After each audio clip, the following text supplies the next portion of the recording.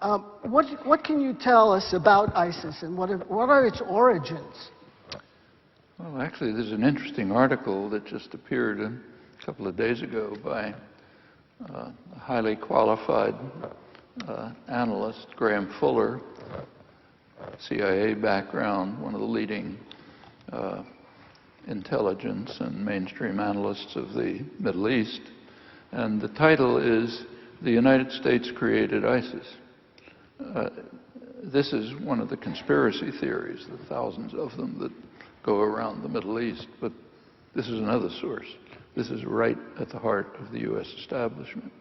Now, he hastens to point out that he doesn't mean the United States decided to put ISIS into existence and then funded it. His point is, and I think it's accurate, that the United States created the background out of which ISIS grew and developed. Part of it was just the standard sledgehammer approach. Smash up what you don't like. In 2003, the United States and Britain invaded Iraq, major crime. Just this afternoon, the British Parliament granted the government the authority to bomb Iraq again.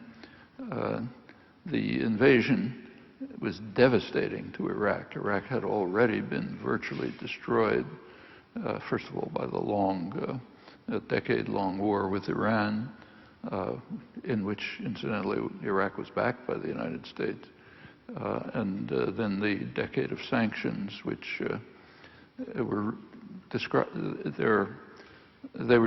as genocidal by the respected international diplomats who administered them, and both resigned in protest for that reason. They devastated the civilian society. They strengthened the dictator, compelled the population to rely on him for survival. It's probably the reason he wasn't sent on the path of a whole stream of other dictators who were overthrown. Finally, the U.S. just decided to attack the country. 2003, the attack. It's compared by many Iraqis to the Mongol invasions of 1,000 years earlier.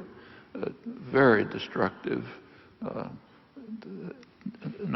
Hundreds of thousands of people killed, millions of refugees, millions of other displaced persons, destruction of the archaeological richness and wealth of the country back to Samaria.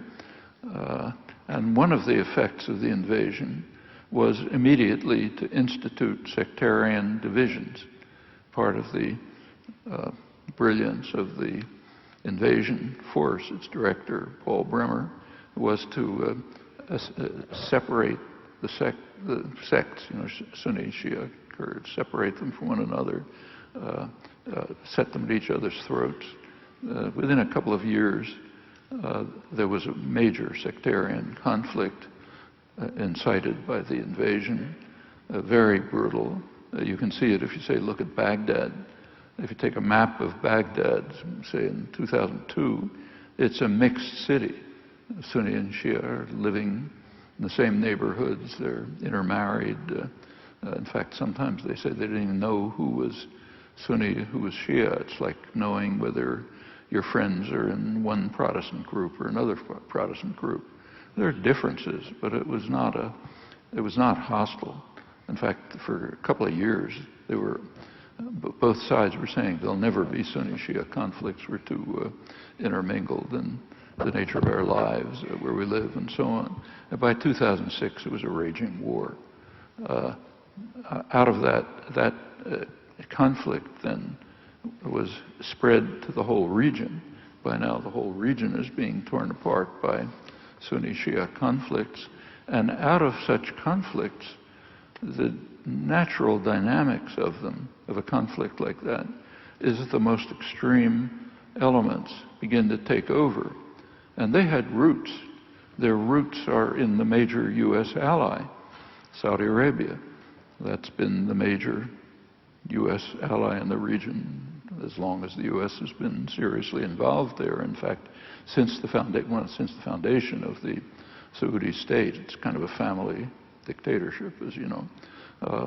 And the reason has a huge amount of oil.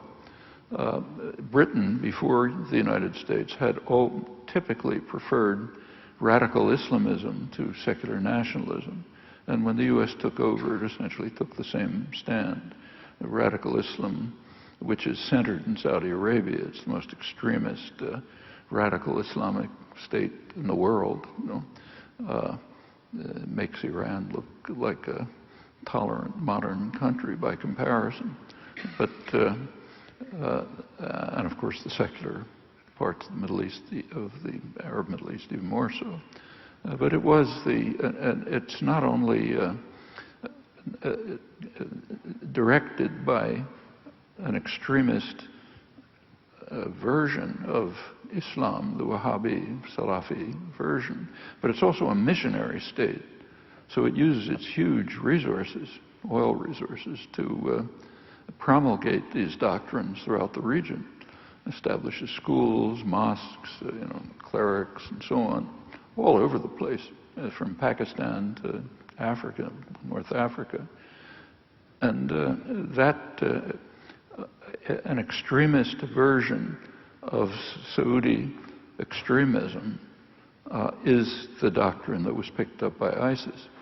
So it grew out of, ideologically, the most extremist form of Islam, the Saudi Wahhabi version, and the conflicts that were engendered by the U.S. sledgehammer that smashed up Iraq and has now spread everywhere.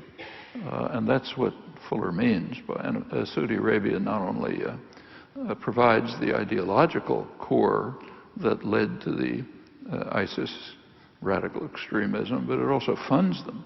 Not the Saudi government, but wealthy Saudis, wealthy Kuwaitis, and others provide the funding and the ideological support for these jihadi groups that are springing up all over the place. There are other.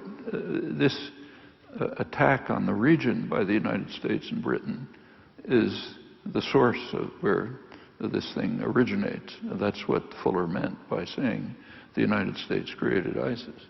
And you can be pretty confident that as conflicts develop, they'll become the more extremist, the more brutal, the harshest groups will take over. That's what happens when violence becomes the means of interaction. It's almost automatic. It's true in neighborhoods. It's true in international affairs. And the dynamics are perfectly evident. And that's what's happening. That's where ISIS comes from. If they manage to destroy ISIS, they'll have something more extreme on their hands.